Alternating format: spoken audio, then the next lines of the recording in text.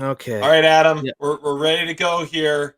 I don't know. I might even have another surprise for you. So, I mean, can we Okay. Well, start? the surprise is going to wait. 1 minute, please. I'm on the phone, real quick. It's Okay. kind of an Yep. important conversation we need to have here. I mean, Not as we're important as breaking. this. Hold on 1 minute. 1 minute.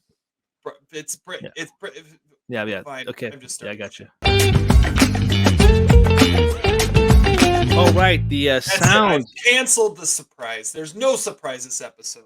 Wah, Surprises, no wah. surprise. The surprise is no surprise.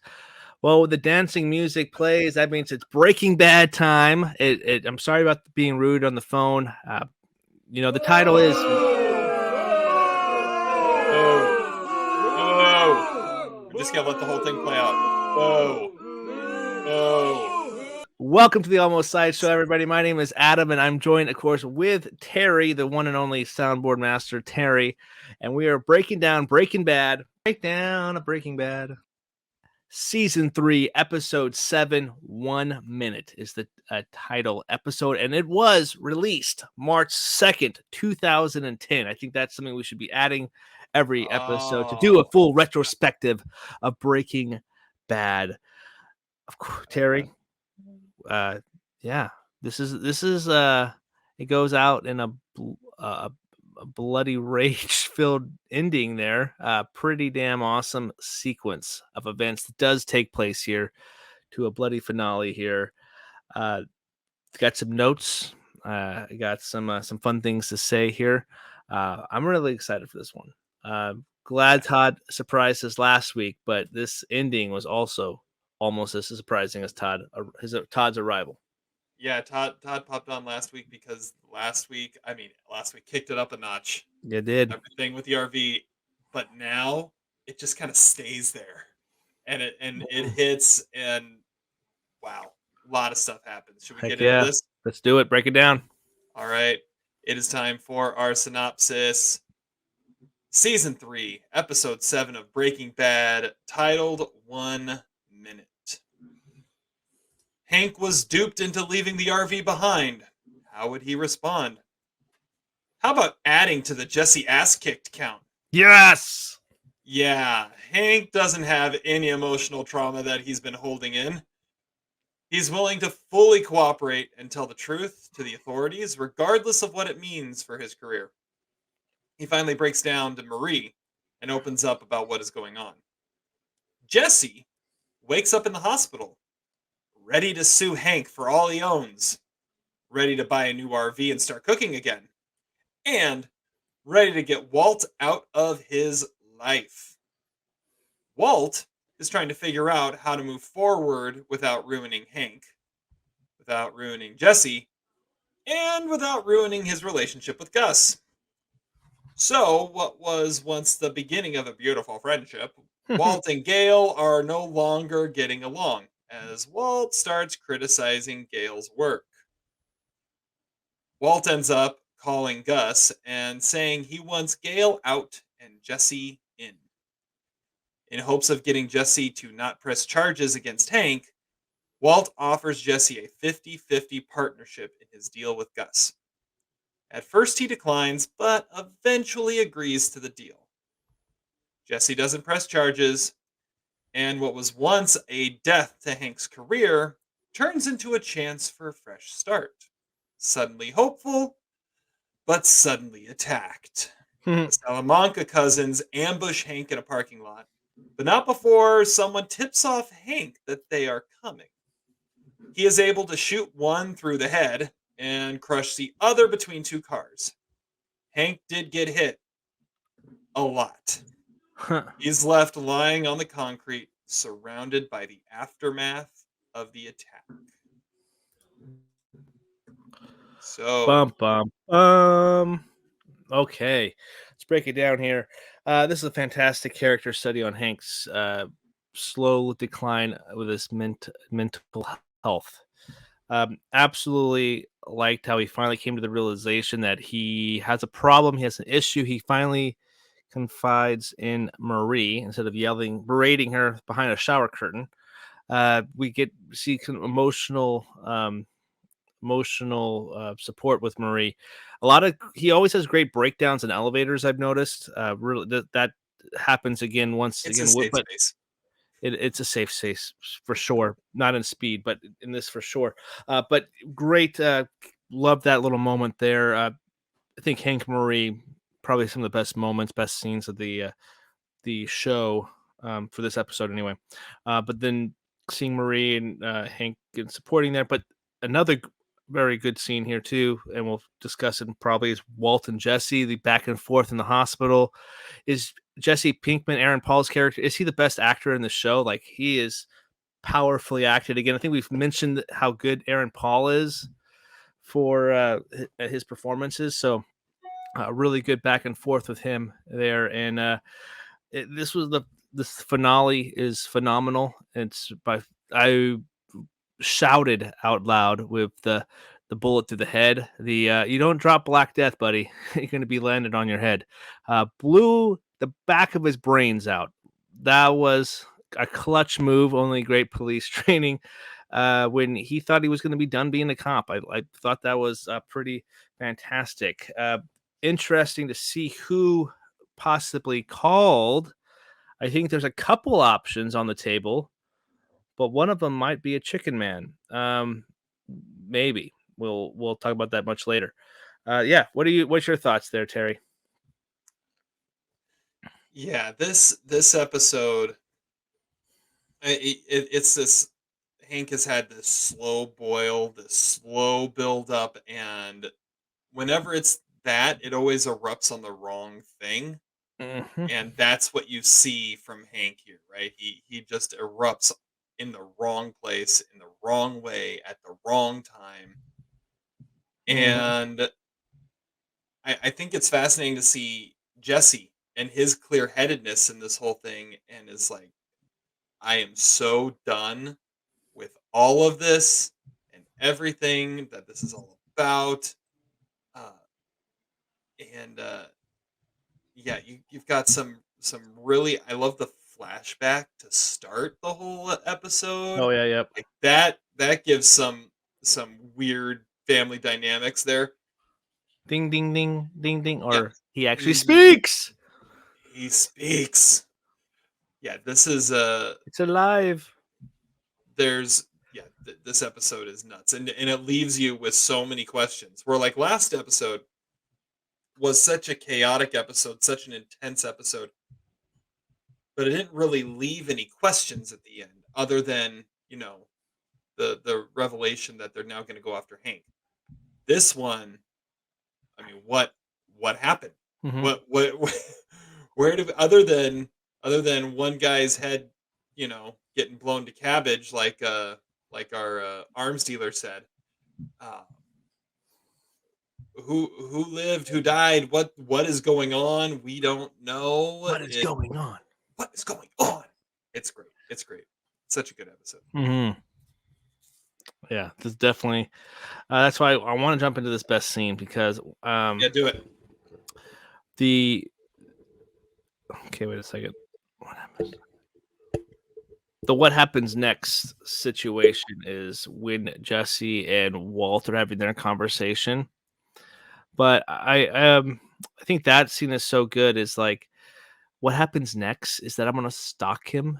I'm gonna stalk his crusty ass, and he's gonna be like, mopping up some slop in Tijuana, some bathroom stall, and be standing above him, just seeing that They're pure, getting my cut.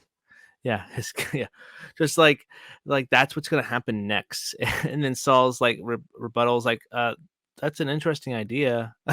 Not a good one, but it's an interesting idea. Um, yeah, that was a great, just like a super intense scene, and he's acting with one eye, which is it's Yeah, awesome. That's so such a good. great monologue. I mean, two that's two really good monologues in this episode. Like, he had this one, which is phenomenal, going out how he's going after Hank, and just basically like, your brother-in-law is dirty, dude. I'm going after him. I'm gonna take him for everything, every money that he has, every cent his wife makes is gonna be mine. Like, everything. I gotta get out of jail free card. Like, it's over, buddy. And then he's like, I'm nothing. But my meth is horrible. my life is in ruin since I met the great Heisenberg. Like those two are completely opposite, two different Jessies right there, um, crying out in, out of pain and anguish as well. And I think only Aaron Paul can deliver those lines the way he does. It's brilliant the way he is able to portray, you know, express himself through those two moments there. And again, he's missing half his face too, so it's another top of that performance as well. So I got to go with that scene as one of my favorites because it's just really good interactions. And we said this before, the show works really well when it's Walter White, Jesse Pinkman, partners, Mhm. 50-50 on the screen. So gotta mention that out. Yeah, no, that scene. I mean, that's Aaron Paul. Just that's a masterclass right Knocking it there. out the park for sure. He definitely knocked it out of the park. And yeah, just the intensity he gets in that moment too, and the clear headedness. Like you can tell Mm. he is still sober. Like they say, he's so clean. He's refusing his pain Pain meds. meds, straight edge for sure. That Yeah. I mean, that's not easy, and he's doing No, it because that's where he's at right now. And I mean, more power to him, but he what's coming out of his mouth there is truly what he thinks and truly what he believes, and he is just giving it to him. And yeah, and Saul's there like, I mean, he's got to get out of jail free card. He doesn't want to use it. That's the crazy thing. It's like Mm. you've got this bloodied up face from a cop. So now if you get in trouble, you just wave this around and they leave you alone. Don't go after them because then they come after you. He doesn't Harder. care anymore. Yeah, he doesn't care anymore. It's like, no, this is how it's going to happen. I'm Yeah. getting mine. And yeah, that it's such a great scene. And Walt watching and hearing, it's like, wow, this is where he's at now. So my Yeah, only question I have for you is the line that Walt delivers, "Your meth was as good as mine." Was that a ploy? Did he mean that? I think he meant it. Okay. I think it actually was because Sincere. I and think because he Jesse wasn't knew it jealous. was. Yeah. Yeah, Jesse knew it was. He was just having that moment of being jealous and being Yeah, because he didn't do it. You spoke on it before as your mhm. midlife crisis. Like it's something like you're getting credit for something that you didn't do. Like it wasn't done your way. Like Yep. that's the thing. And It's not mine, therefore it's not as good. Yep. because Walter was looking at it is that he was the Igor to his Frankenstein. Like that's how he was looking at this quote unquote team. But now he's like, no, we're partners. I gotta shoot straight with you. Like it was good as mine. That's the good thing with that little like flip right there. And then he turns it around and does to Gale what he'd been doing to Jesse Oh, loved it. and Gail, yeah. criticizing him and ripping him apart for nothing. Like Hmm. and like the whole thing with the temperature, right? Hmm. You said it to so I said 85. It's like, no, you said 75. I wrote it down. Like Gale is Smart. like way too smart and way too particular, especially about getting this right because he is as obsessed with the chemistry as Walt is. He's not Hmm. going to get this wrong. So Walt changed the rules so that he could destroy him and make him seem incompetent. And that's what he did to Jesse, right? He Hmm. changed his expectations so he could make him look incompetent. I mean, that's what he does, and to get his way. Like he wanted Yeah. to make a point with Jesse, now he's trying to make a point with Gale because he wants him out now Hmm. so that he can save everything and have Jesse be the one that takes over. And yeah, so yeah, my best scene, I had Jesse in the hospital too. Hmm. Um, I think the stuff with Gale is really interesting of how Gale is treating him like this equal this great partnership that they've started, and Walt turns right, Yeah. and Right on the dime. he's now he was the straight A student, now he's the D student, right? He's the Jesse that can't figure it out, and no matter what, he's not going to get it right. That's a great scene too. and I mean, we've talked about it a little bit. We got to talk about the end. Let's get this whole attack scene figured out here. Mhm. So he gets tipped off, Yeah. right? In 1 minute, this is going to happen. And you see the anxiety start to build, and I think that's a great way that was Mhm. shot too. It's like right when that minute hit, the music changed. It's like, oh, the chaoticness of it too. And I love the little call to Gomi, Steven. Steven, I'm not Steve. gonna call him Gomi. It's gonna be Steve. Now who's being petty? Anyways, so he so he calls him, thinking like, "Did you just prank call me?" I thought it was funny that he thought that it was going to be Gomi who called him. Of I course, I thought mean that that's was the only good. one it could have been. If it was a prank call, it was going to be Gomi. And Yeah, then watching it all kind of develop, and the cousins. It feels like this whole horrible time plan. but it's them, right? Every time that they just that it's almost like watching like the the slow zombies attack, right? Because they don't move fast, but they move effective. You see them coming, but it doesn't change how good they are at what they do. Mhm. And so he sees them coming, and they split up, and then he's taking fire from behind, he's taking fire from the side, and just because he's Hank, he's able to he's able to at least neutralize the situation. But who knows what kind of shape he's in? And Yeah, that's true. I thought it was kind of a bad plan because he stood behind him and shot through the back window. First off, there's a big flaw in that sequence. The car door was unlocked. They could have sat in the back seat. good point, good point. But they Sorry, I were just paid. kind of watching him, but I don't know. I don't know. So I'm assuming it was somebody pretty important who may not like the cousins. That is, without well, we can't spoil it because it's going to be a spoiler if you say anything. So we're gonna have to find out who called officially. Just to make it clear, I'm pleading the fifth on this one, Yeah, you should. Thank like you, Hank did. Hank's lawyer. Yeah, worst lawyer ever, by the way. Anyway.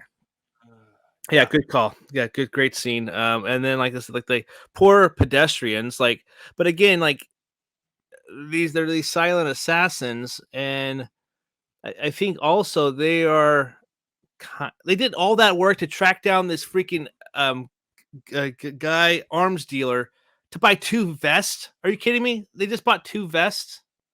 They ran out of a clip with their hand, and they were shooting pedestrians. He couldn't count. He's like, "Oh crap! I did a slow charge," and he drops the.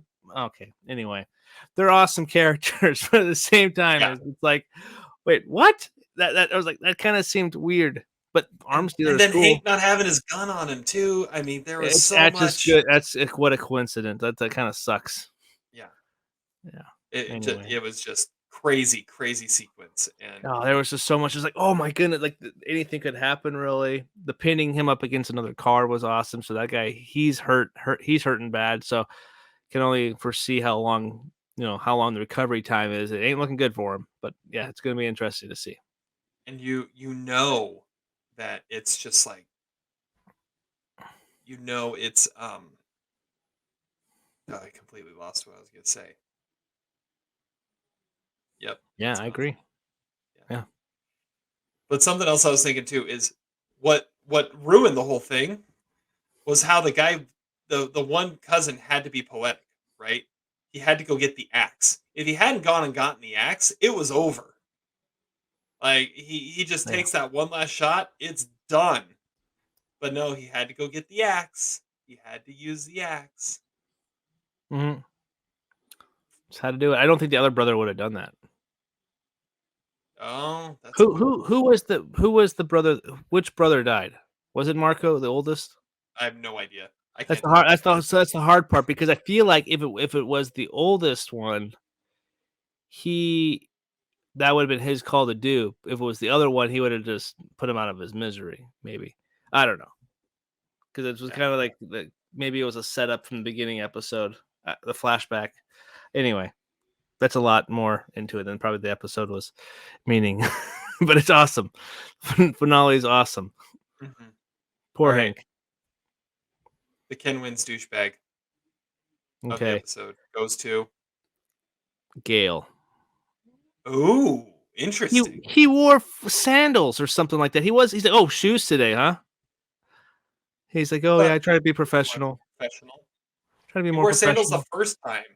Yeah, but exactly. It was acknowledged. I didn't pick it up the last time. I would have mentioned it if I would have seen it. I gave my biggest like D-bag on our movie awards to a guy wearing Birkenstocks to a robbery. You don't wear sandals when you're cooking meth, bud. Like cover those feet up. No one wants to see your toes. But yes, he is a nerd. He's a nerd, yeah, but he tells good stories, I guess. That's the one I put. Well, I put Walt because I think the way Walt handles everything shows just how douchey he's getting. Everything from how he turns on Gale just simply to try and save his own hide, even though Gale is by far like more competent than anybody. But there's a shorthand between Jesse and I just don't see Gale getting there. Yeah, whatever. He was there 5 minutes after you met him and you And he was tried like, his coffee.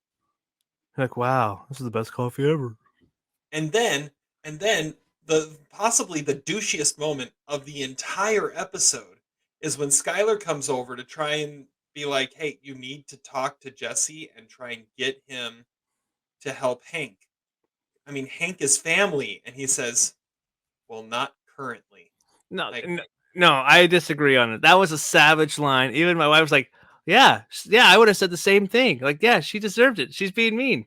yeah, but him and Hank were, I mean, they Well, were more than they're just buddies. Yes, in-laws. yeah, I They agree. are They're friends. brothers. Yeah, they're They're friends. brothers. They had a good relationship, but at the same time, you're saying something It is out a of anger. savage line to your ex, yes. Yes, it is. But yeah, I agree. But It's. I think I can see, even if they did separate them on their separate ways or whatever, Hank and Walter getting a brewski, a straighter brow for sure on like Super Bowl Sunday. Go oh, Niners. I mean, yeah. If you gotta be able to stomach the Schrader brow though, so That is true. Not for the weak-hearted. not for the weak-hearted. But yeah, that's it's a savage line, but also it's a douchey line too. Yeah, you're right. I will agree. And just the way he throws your douchebag Gale to the wind just Yeah, to try and save everything is, yeah. I you're mean, not wrong. You're not wrong with that call. It's better than my first pick. I had Marco down because he broke his doll, but then I was like, oh wait, never mind. that was a pretty, It's pretty messed up. yeah. But maybe the other brother is a douche because she's like, I want him dead. Maybe not really. That's tough love. That's tough love. Putting your son's or your kid through in a ice cooler or whatever. All right. Well, while we're talking about that moment, let's get to the Pink Man Stick Man because mine is Tuco's flashback. Tio! He was a heartthrob, dude. Oh my word! You know, I mean, well, and the way he's talking on his brick of a cell phone, like he is up there in the cartel. You can tell, like this guy means something. This guy is important, and you know he's a stick man in that moment, right? You know it. I mean, how many of those kids that call him uncle are from completely different households? Uh, Yeah. like Agreed. how many baby mamas does this guy have? You know he's got quite a few. He has to. No one's saying say hello to his little friend for sure. Oh, I see what you No. did there. I see what you Anyway. did there. But yeah, That's why he definitely was a little willing to heartthrob. drown one of them. He's like, I got plenty others that I got are more where this out came here. from. Yep, Yeah. exactly. Good call. But my stick man is Lily, Lolly, or Fran. I think it's Fran, maybe Fran. You know, it's weird because she comes from a warm place. You think there'd be cold where they like peed on, but you know, it's a warm place. You don't want to go to shock, but yeah, got to get in bed before 10 a.m. or 10 p.m. It's good.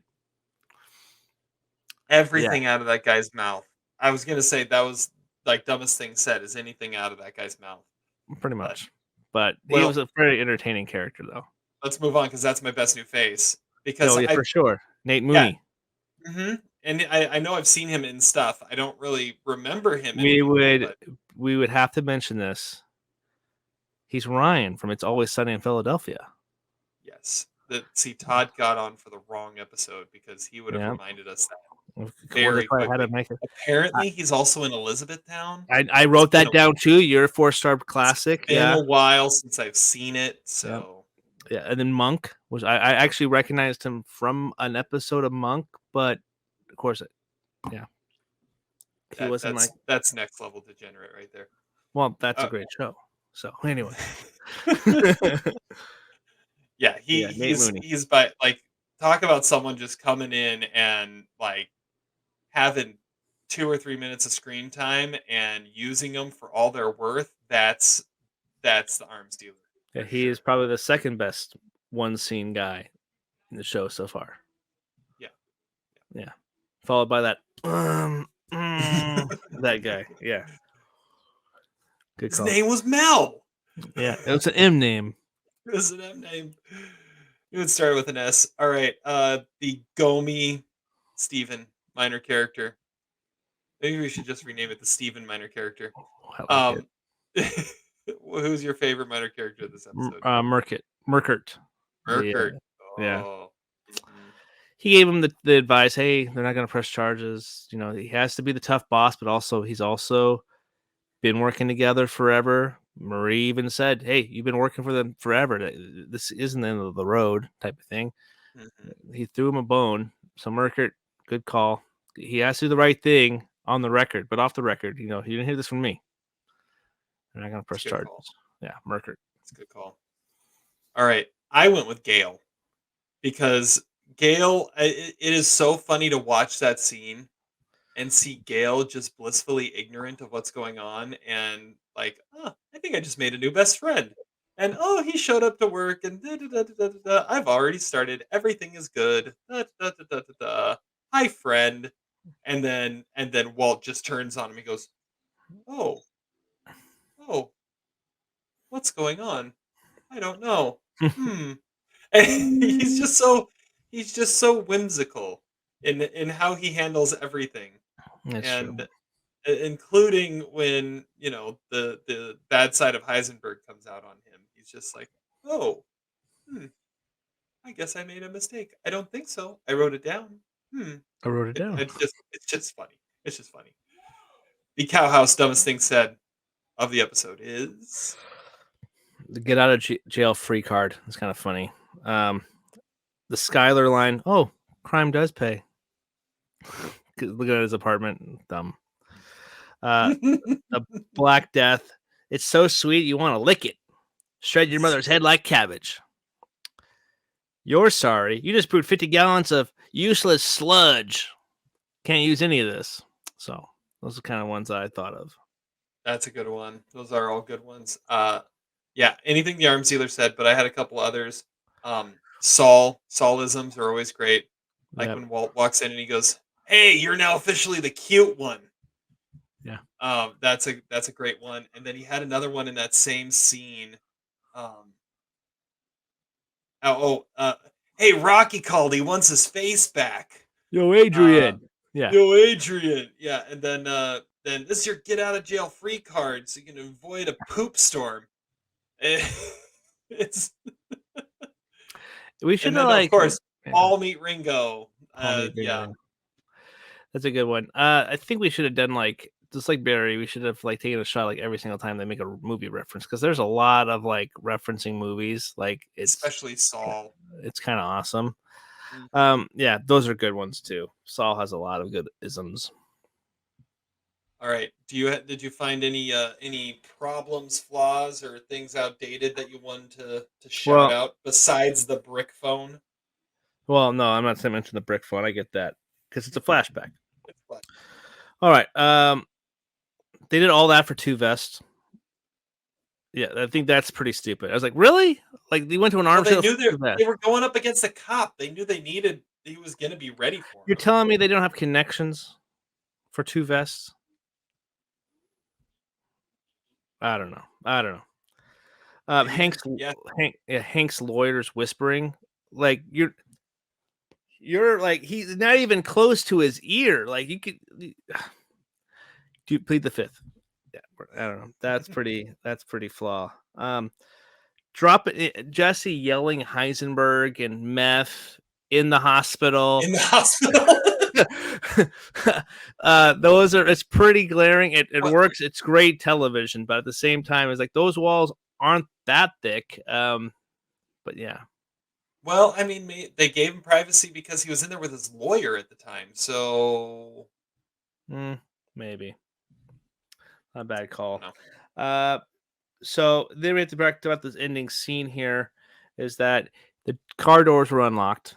First of all, outdated. You don't put a key fob into a push button car anymore. Like it doesn't do that anymore. But that's pretty much the ones that I really had picked out. Yeah. As he was returning to his car with his purple flowers and purple gift bag. That's why I was like, oh, look, he's bought something for Marie. Yeah, exactly. It's purple, so obviously it was for Marie. Oh yeah. Those are all good. I didn't really have anything for this one. I always forget to look for this stuff. I forget it on the deep dives too. It's like, okay, you're much better at finding that stuff than I am. So, but at the same time, it's also sad to find that stuff because it's like it's so good. You're invested, so it's like when you're like, oh, I'm gonna bypass that. I don't need to worry about. I'm just paying attention to the dialogue right now. So you focus on the part of the spacecraft that's good. Okay. Midlife crisis moment. All right, I'll go first on this one. Mm-hmm. There was a small part of me. Small part. Yeah, Hank earned beating the crap out of Jesse, I think. Small part. That was like, yeah, Jesse kind of had that coming, and I don't blame Hank. Yeah. You called my wife's phone. How'd you get this number? Got my cell phone? You know my wife's name? How'd you do it? Who are you working with? Yeah. He had every right to be pissed and showed it. Then he's like, oh, crap. Mm-hmm. I messed up. Went too far. Yeah. Went a little too far with that one. Yeah. You could just see it like, oh, crap. All right. What's yours? Hank knowing that his wife told somebody. Because you've been married long enough. Like, who did you tell? He didn't even like. Why did he even say it? Because he knew you're married to Marie. She can't keep her mouth shut about anything. Mm-hmm. Someone else knows. Yep. Getting to sleep before 10 p.m. is also one. Well, I think, getting to sleep before 10 p.m. Yeah, that's a good one. Comparing yourself to a TV weatherman is another interesting one as well. I look like a TV weatherman. Yeah, my LVP is Hank's potential as a weatherman. Yeah, we got a cold front. It's coming in on the left. There's a cold front over there. It's gonna be colder than what? Insert random inappropriate comment from Hank here.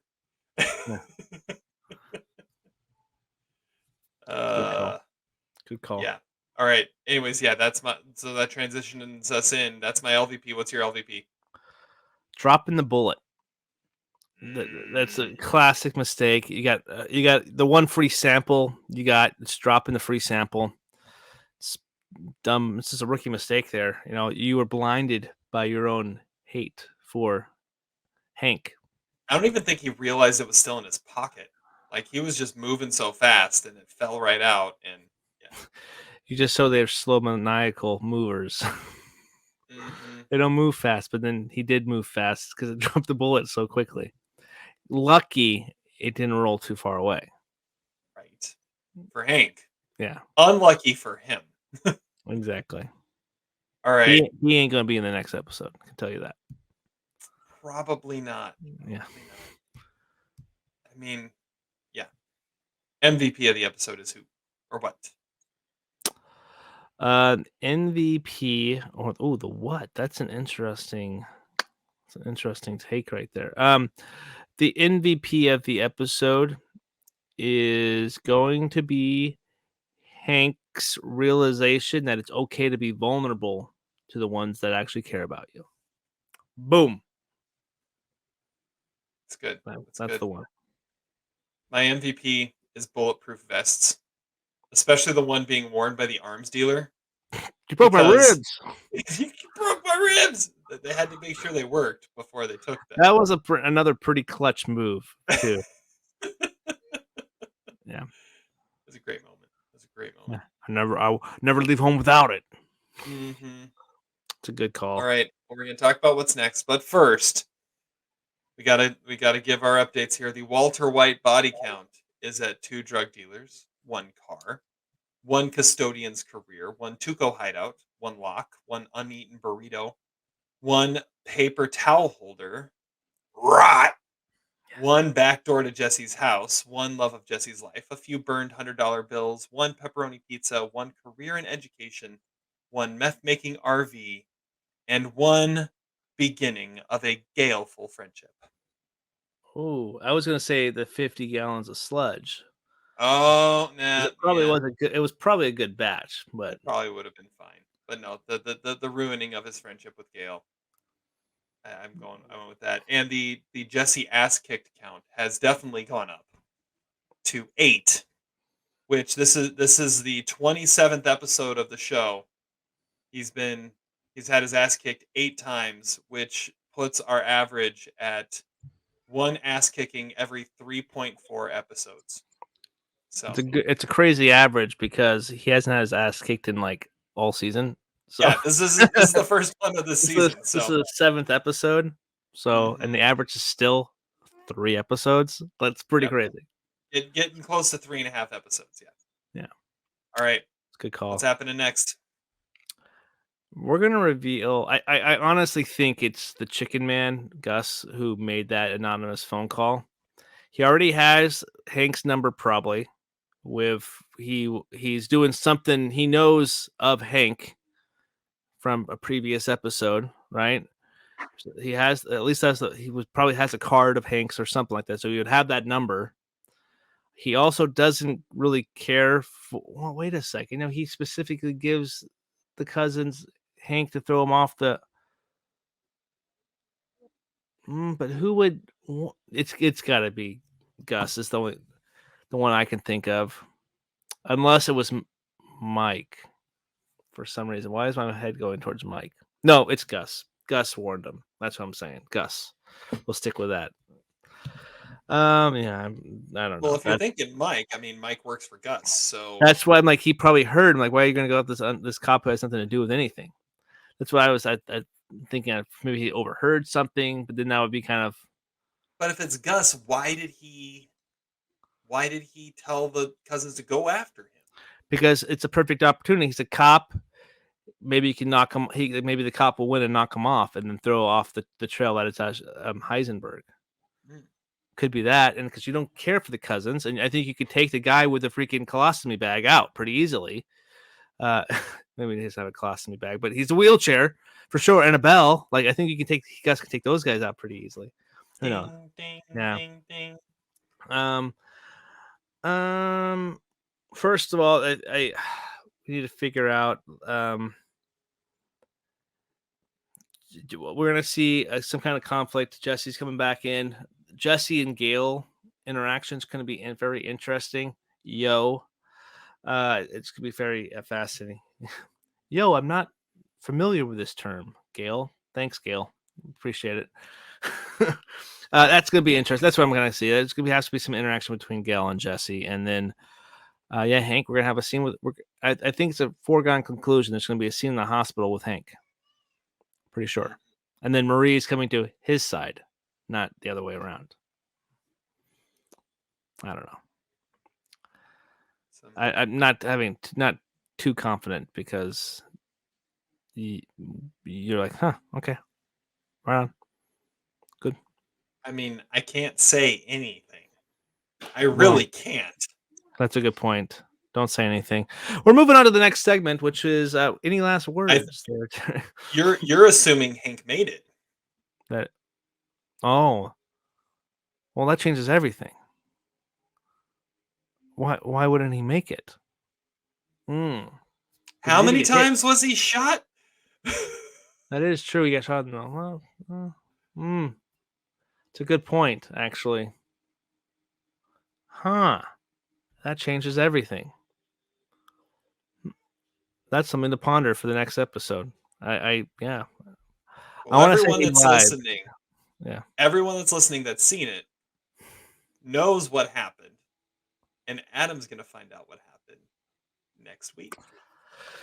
That's a good call because I've never seen the show anymore. I think we've covered that. We have. Oh crap! That's right. That's 5 minutes, folks. Anyway, next week's episode, boys and ladies and gentlemen, boys and girls, is going to be Breaking Bad season 3, episode 8. Looking forward to that episode next week. Where did Hank live? How did he survive? Is Jesse and Gail going to get be BFFs? Only time will tell. Until next time, I'll see you in the next one. We'll see you. Breakdown of Breaking Bad. Sit and spin.